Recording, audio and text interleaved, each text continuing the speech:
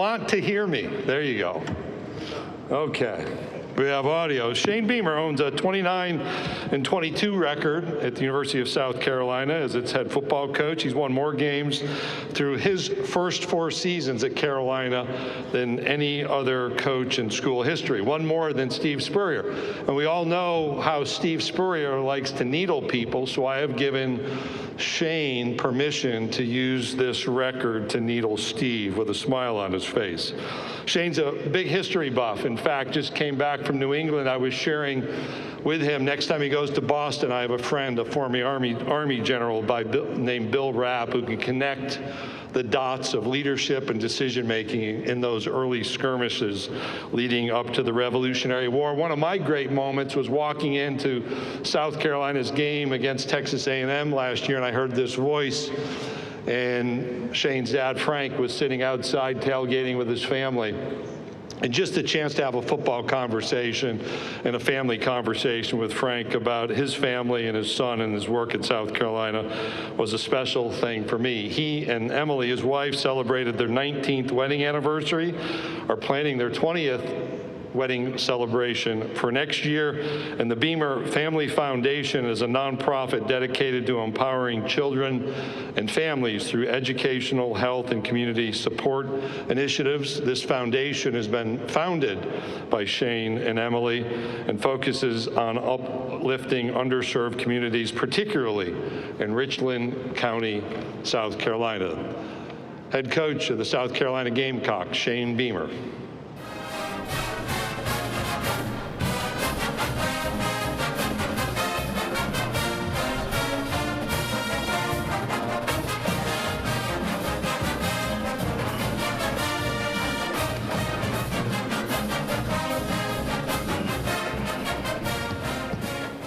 Thank you, Commissioner Sankey.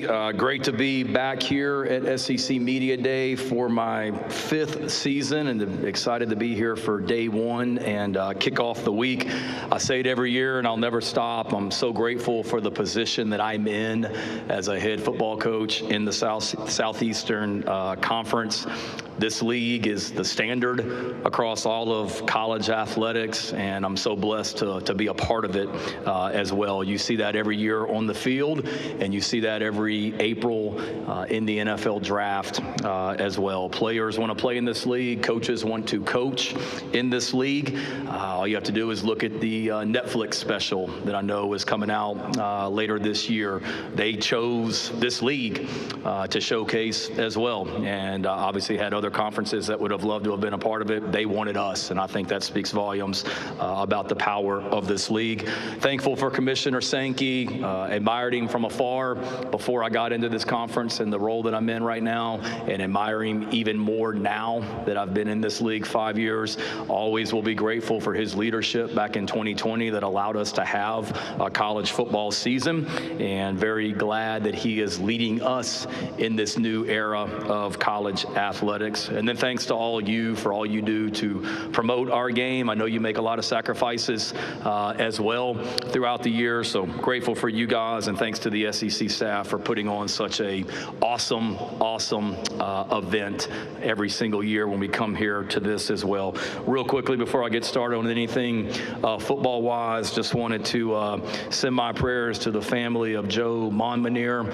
Joe was the athletic director at Hilton Head High School in Hilton Head, South Carolina, that died last week tragically and unexpectedly. Has 2 beautiful daughters. Oldest daughter, Ava, just graduated from South Carolina in May, and as you can imagine, that family's going through a lot right now, and we're certainly thinking of them. South Carolina is a special state. It's a small state. It's a very close-knit state, and I know that Hilton Head High School community. I've been there for a football game on a Friday night, and it's a special community, and know they're hurting right now, so thankful for them. And I see the sign over there, but I'd be remiss if I didn't mention Bob Holt, because I know every year that I've been here at SEC Media Day, I could always count on him sitting right there in the front row, and certainly miss having him here. I was never a part of any team that he covered, but I know what he meant to the SEC, and certainly miss Bob as well.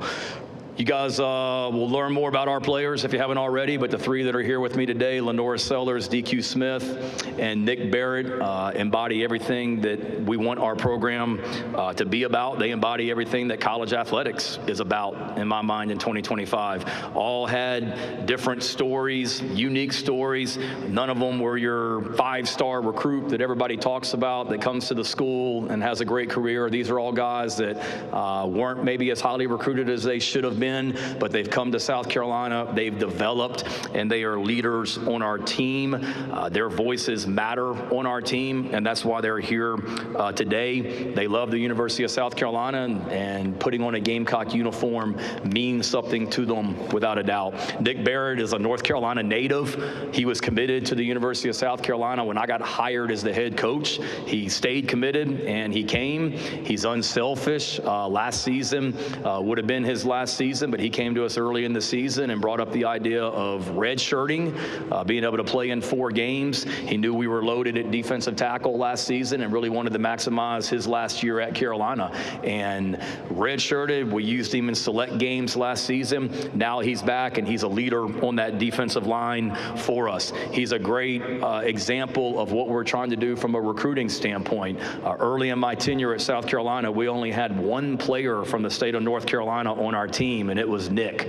And that was ridiculous. To be a border state, so many players in the state of North Carolina that want to come across state lines and play SEC football, we knew we needed to attack the state of North Carolina harder in recruiting, and we absolutely have since then. Guys that are on our team right now and guys that are committed to come play for us next season as well. Nick's doing right off the field. He's a 4-time SEC academic honor roll and just graduated in May. DQ Smith, Columbia, South Carolina native, high school quarterback. When people talk, or when we talk to high school prospects, they all say they want to be developed when they come to college. Well, DQ is a guy that has been developed.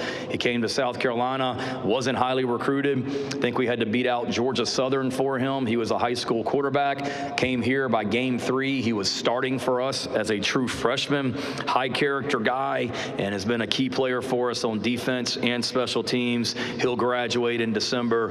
And then obviously Lenora Sellers, returning captain as voted on by his teammates, our returning MVP as voted on by his teammates. Last season he was playing as well as any quarterback in the nation the last month of the season, doing great off the field, has been on the dean's list twice, currently doing an internship with contract construction in Columbia for his major as well. His best football is still in front of him. When you look at our team offensively, we offensively have a new offensive coordinator in Mike Shula. That was an easy decision for me to promote Mike to be the coordinator. He was a part of our program last year. He's literally been in the shoes that Lenoris is in as he was a starting quarterback in this conference, and he's been in the shoes that I'm in as a head football coach in this conference as well. He's already made us better as an offense on and off the field. When you look at us, we've got to replace the interior of our offensive line and a lot of playmakers at the running back and tight end position. But I'm excited about the potential of the guys returning and how we take the next step as an offense under Coach Shula. Defensively, it's year 5 with Clayton White as our defensive coordinator. He's done a remarkable job in the 4 seasons leading our defense. It's great to have him back and our entire defensive staff back around him as well. We've got to continue to be opportunistic as a defense. We've led the SEC in takeaways since 2021, and we've got to continue to be that group. We played great defense last season, but we've lost a lot of production, particularly right up the middle of our defense at defensive tackle, linebacker, and safety. But the group that we return is very athletic and really excited about the potential of the next group of guys to make their impact on our defense. And then in special teams, this will be my 26th year in coaching coming up, and I don't believe I've ever been a part of a team that has to replace literally every key part of their special teams units like we do this season. We'll have a new punter, we'll have a new place kicker, we'll have a new kickoff guy, we'll have a new holder, we'll have a new snapper, we'll have a new punt returner, and we'll have a new kickoff returner.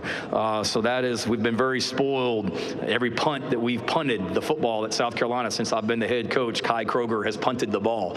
So the first time we punt, and hopefully that won't be anytime soon, we'll have a new punter out there as well. But those are guys that are young, young and talented, and excited to see what we do in year 2 under Joe DeCamillis as our special teams coordinator. We've got to continue to be aggressive and opportunistic there. We've led the SEC in block kicks since 2021. We've got a strong culture in Columbia, on and off the field. That's evident with what we're doing academically with the #2 graduation success rate in the SEC. Currently, when we kick off in 48 days back here in Atlanta, we'll have 19 players on our team that have already graduated from the University of South Carolina. When we play postseason football in December, that number will be 31 players that will be graduates of the University of South Carolina. Last semester, we had 31 players make the dean's list, and the last 2 semesters have been the best semesters academically in the history of the South Carolina football program. Not since I've been the head coach, in the history of the program. So last fall, we set a record for our team GPA, and then our mantra as a team in 2025 is to take things farther on and off the field than what we did in 24, and we did that by shattering the record that we set in December. We shattered it in the spring with the spring semester as well. Recruiting has gone well in the last few years, and it's going well right now. There's a lot of expectations for 25, and there should be, but we're built for years to come and are going to continue to be good at South Carolina. We're not going anywhere. There's a lot of young talent on our team, and there's more coming. It's a great place to recruit, too. When you talk about the academics in Columbia, the beautiful campus that we have, a capital city, a fantastic place to live, the best fan base in all of America, the upcoming stadium improvements to Williams-Brice Stadium that are going to take place. We'll start on that after this upcoming season. We'll start on those improvements, and that'll be a 3-year project to make what already is, in my mind, the best atmosphere in all of college football even better.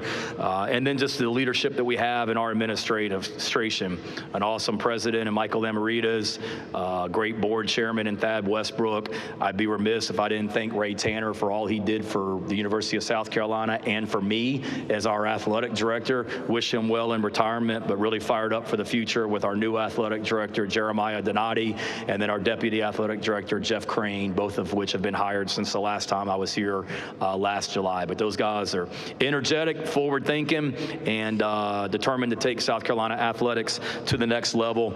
And there's a lot of excitement in Columbia right now. Playing in this league, you know every year the schedule is going to be tough. That's a great schedule that we get to play in this league. As a competitor, you want to compete against the best, and that's what we do in the Southeastern Conference. It's great hearing from other players when they transfer into our place and they talk about how different our place is from where they came from in regards to the culture. You know, you hear a lot of negatives about college athletics right now, but there's so many positives in college athletics right now. There's so many positives in college football, and there's so many positives at South Carolina. I used this expression last year, and I'll use it again, but there's a saying, if you can't have fun at work, you got a bad job. Well, I absolutely love what I get to do every single day, and I have a great, great job in Columbia. There's no doubt about it. Top players, they didn't come to South Carolina. The top players on our team didn't stay at South Carolina to be average. There's a championship mindset, and like I said a minute ago, our whole mantra in 2025 is to take things farther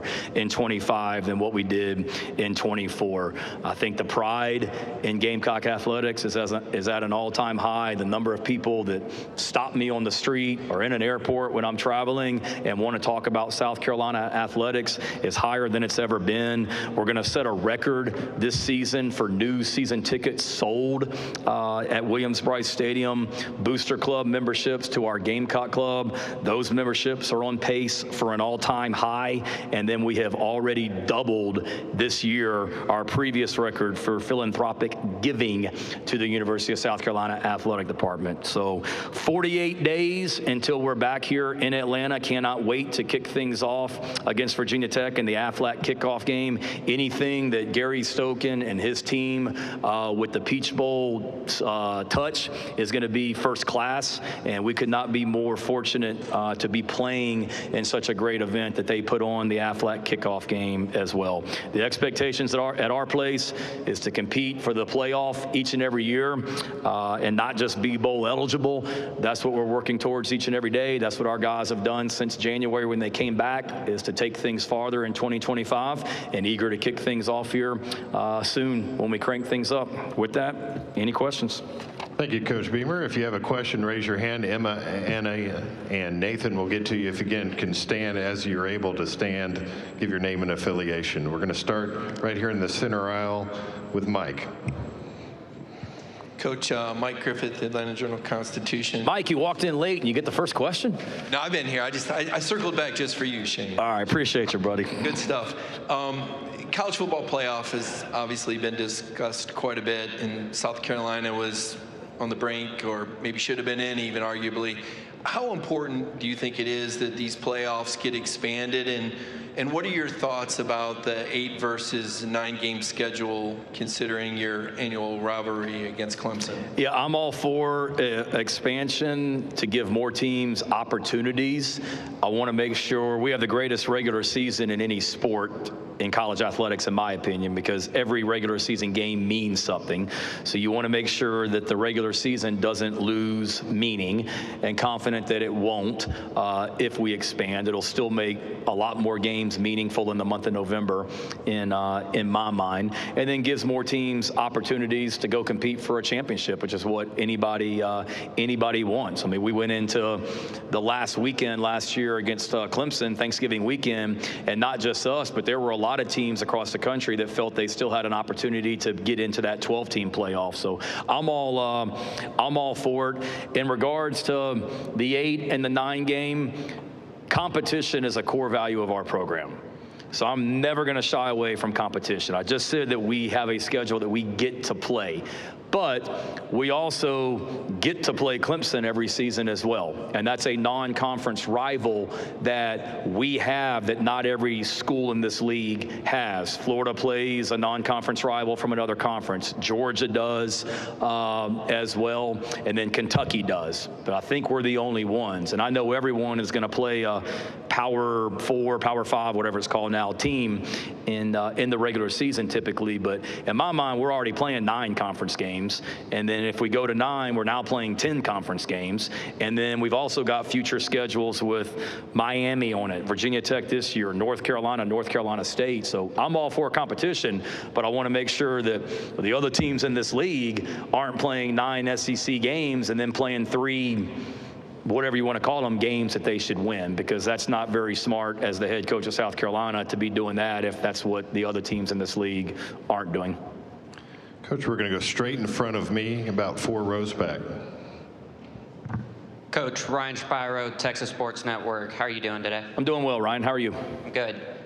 You mentioned that your mantra this season is to move forward and continue going further than you did last year. And you did that this offseason by producing another top 25 recruiting class. How are you guys going to put that into action on the field this year?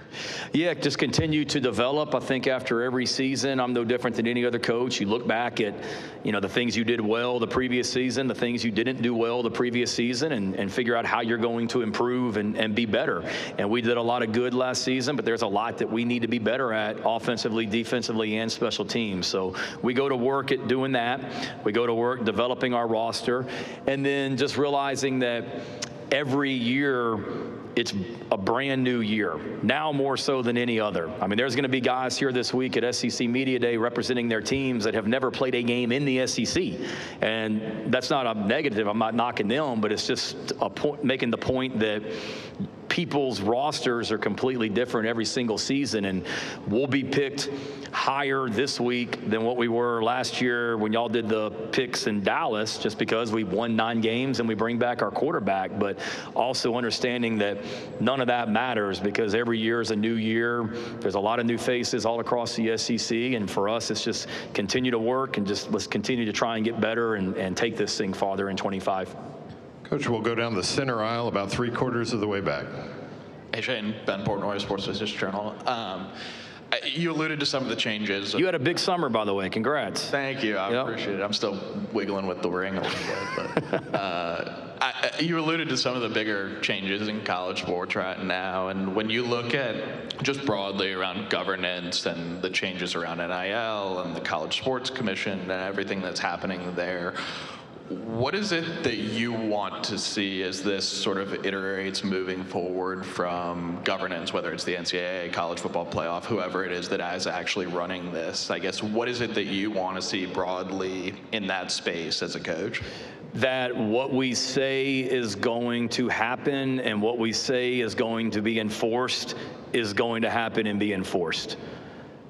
Because for all the talk out there about what's new stuff and this and that, if there's no teeth to it, it doesn't matter. It's just going to continue to be. And what has been implemented with RevShare and the clearinghouse and all that, I see other conferences talking about the negatives about it already. Like, let's give this thing time to work and develop, and let's see what it is, and not all of a sudden say, well, it's not going to work and this and that. And I was in D.C. earlier this year talking about the need for national legislation, so I've been talking a lot about this, but something uniform that has some teeth to it where it is what it's supposed to be. And if somebody's not doing what they're supposed to be doing, it's going to be enforced and there's going to be repercussions. And if you have that, and not trying to take anything away from the players, but let's just let this thing be what it's supposed to be and see what happens, if that makes sense. Yeah, Coach, Brooks Austin with the On SI Network. When you coach an explosive playmaker like a Norris at the quarterback position, how do you find that fine line between saying, we want you to play within the system, we want you to play on time, and not limiting that playmaking ability that he obviously naturally has? Yeah, it's a fine line, but that's what makes him so good, is just that natural playmaking ability that he has. And I've never told him don't run or anything.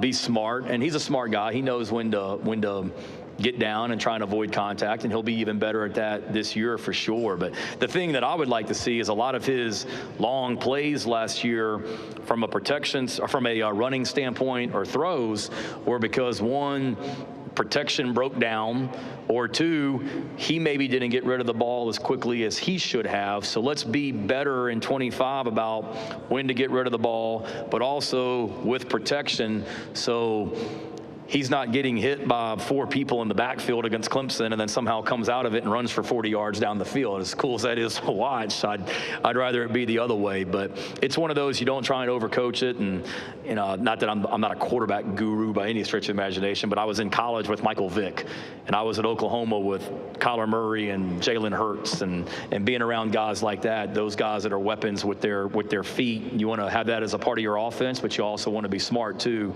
especially in this league. With the defenses that we play week in, week out. Coach, we'll stay on the same side, about halfway back on the far aisle. Coach, Chris Marler, LouisianaSports.net, Locked On Gamecocks. Saw a stat around the NFL draft that said you had 3 former 3-stars, all ranked outside the top 500 nationally as recruits. Turned those guys into 3 top 50 NFL draft picks.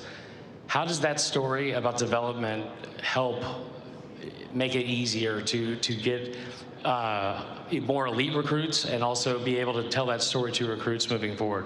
Yeah, great question. Are you free on official visit weekends next year? But no, that's something that we pride ourselves on in all seriousness, the development. When we ask high school prospects or transfers, what are you looking for in a school? I know there's more factors at play now than ever, but 90% of the time, the word development is going to come out of their mouth. Whether it be a transfer that comes here from another school, they want to be developed, or a high school senior that's coming here as a freshman, they want to be developed. And it's hard to argue that against our blueprint, if you will, because of what guys have done. Whether it be Nicky Manwari, who was a 3-star recruit coming out of high school, then was a early second-round pick this year, or DQ Smith, who was a high school quarterback and is getting ready to be a 4-year starter for us and have a chance to go on to the next level. Or from a transfer standpoint, Demetrius Knight, who transferred in from another school or had been at 2 previous schools, and one of those previous schools called us and said, that guy can't play for you. and he ends up being an all-conference type guy and being the first pick, our first guy drafted from South Carolina. So credit the young men and what they're about from a character standpoint, but also give some credit to our program, the culture, the people in our program, the whole development aspect, the weight room with Luke Day, the training room with Clint Haggard, nutrition with Yimi Rodriguez, character development with Derek Moore. We've got a great thing from all across our building that's into developing the total player and total student athlete, and those guys are great examples of that as well. And we're not perfect. I understand that, but when you talk about the culture that we have in place, it's hard to argue with the results from their development standpoint. Okay, we'll go straight down this middle aisle. Hey, Coach. Emily Grace McWhorter from The Next Round. How do you balance trying to turn the page on last season's success while still trying to emulate some of those elements that brought it? Yeah, thanks for the question.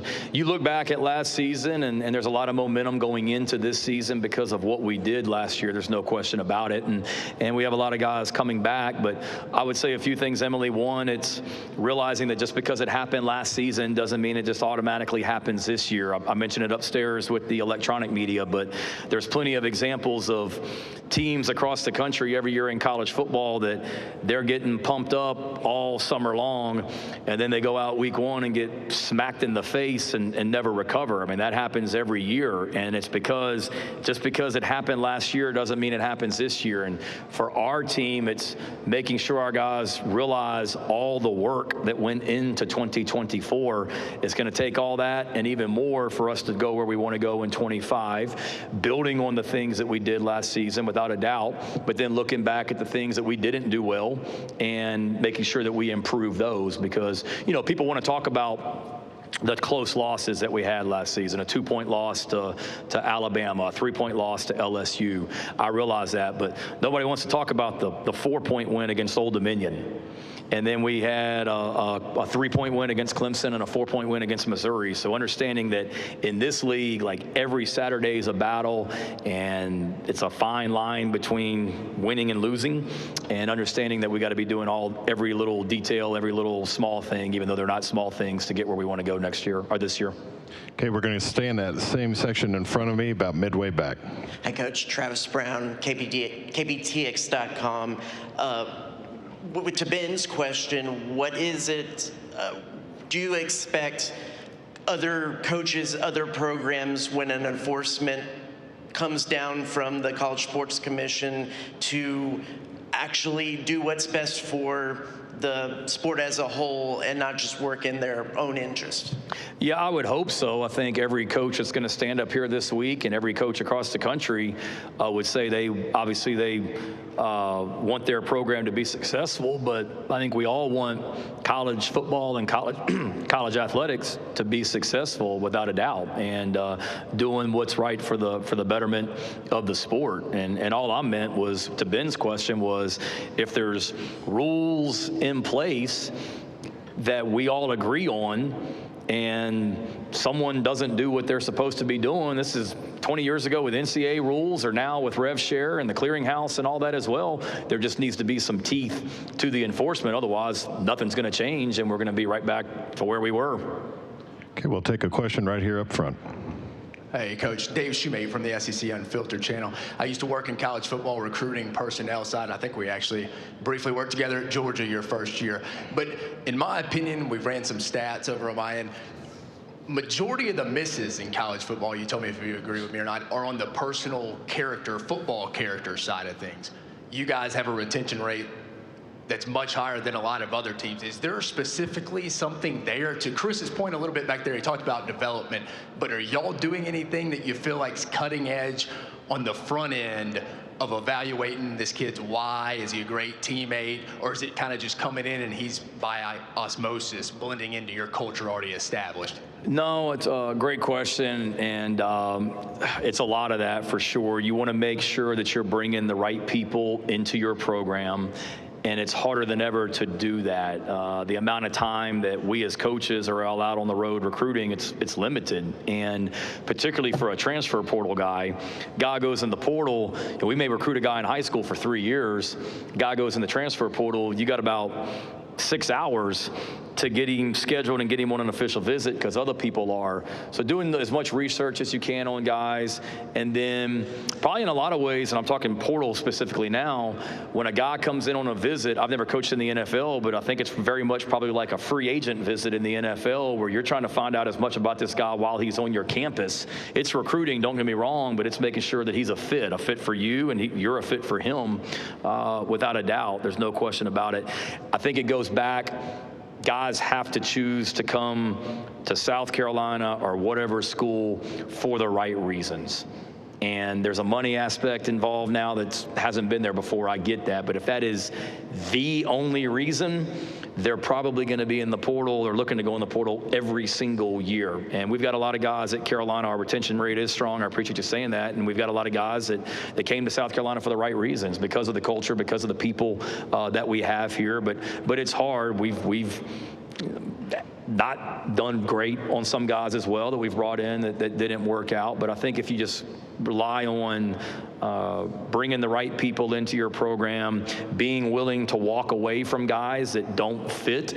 And I rely on our players a lot too, that we've had guys on our team that have come to me after we've brought somebody in on a visit and have said, coach, like, he ain't gonna fit what we're about. And we've walked away, from guys, being willing to do that, because now more than ever in college football, I think culture is more important than it's ever been. And you screw that up, it can torpedo your entire system, or entire team pretty quickly. Okay, we've got one final question over on our left-hand side, about 3/4 of the way back. Hey, Shane. Connor O'Gara, Saturday Down South. You consume this stuff. I mean, what's been said and written about Lenoris in the offseason? What's been your perspective on seeing those conversations? I think Lenoris, it's exciting to see that. You're talking about a guy that is very humble, very hardworking, and has not changed. I mean, it is what it is. His life, his world has completely changed from last year at this time to right now because of what he did last season. But he's got a great family around him.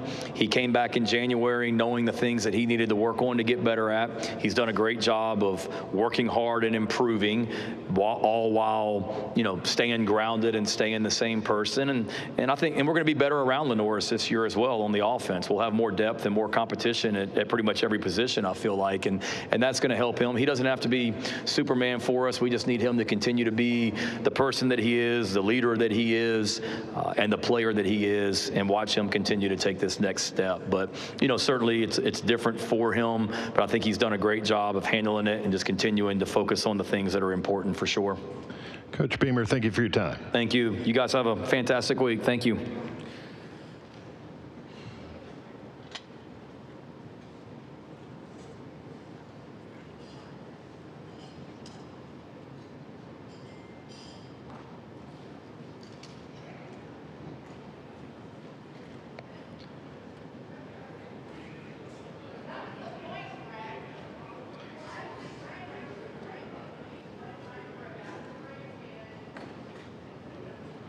In just a few moments, we'll be joined by South Carolina players. Nick Barrett will be to your left in the front of the room.